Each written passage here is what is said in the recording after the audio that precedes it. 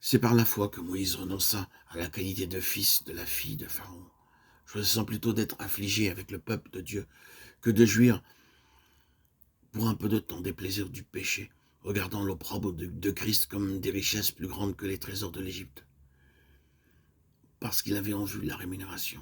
Hébreux 11, 24, 26.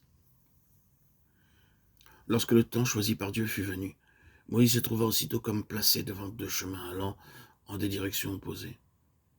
Dans lequel s'engagerait-il? Décision grave qui fut par la suite à la base même de cette communion qu'il eut avec Dieu, de ces moments d'intimité pendant lesquels il lui parlait comme face à face. Jusque-là, Dieu avait guidé Moïse sans que celui-ci peut-être en fût conscient. Dans la mémoire du fils de Jochébed pouvaient subsister des souvenirs du passé, un passé plus ou moins effacé. Mais son chemin était tout tracé et il ne semblait pas qu'aucun chemin fût sur le point de se produire lorsque Dieu jugea le moment venu de parler au cœur de Moïse. Dieu avait choisi Moïse, mais maintenant l'heure de la décision avait sonné pour le jeune hébreu, l'heure de se décider pour Dieu, de choisir Dieu.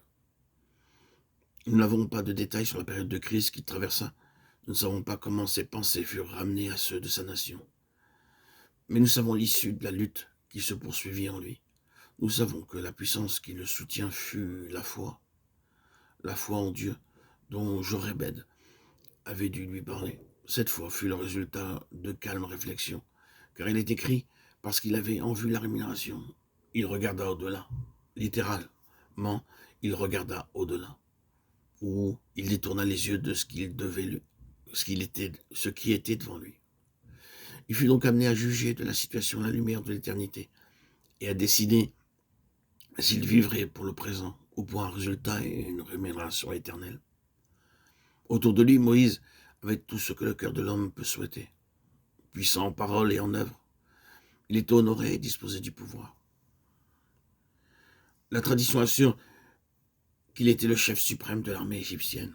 On a même avancé qu'il n'aurait pu conduire la multitude des Israélites dans le désert comme il le fit s'il n'avait pas eu déjà l'habileté et la décision d'un chef. Quoi qu'il en soit, Moïse avait devant lui un grand avenir puisque la fille du roi l'avait adopté comme son fils. Mais ses yeux furent ouverts et il discerna l'au-delà qui succède aux choses du présent siècle et la rémunération. Il considéra les deux domaines, le présent immédiat et le futur éternel. Il plaça dans la balance tout ce que la décision qu'il allait prendre entraînerait pour lui. Et détournant les regards de ce qui se trouvait sous ses yeux, de ce qui l'environnait, il décida de vivre pour l'éternité et pour Dieu. Humainement parlant, quelle perte! À sa portée, il y avait les plaisirs et les trésors de l'Égypte. Mais regardant au-delà, il renonça à la qualité de fils de la fille de Pharaon.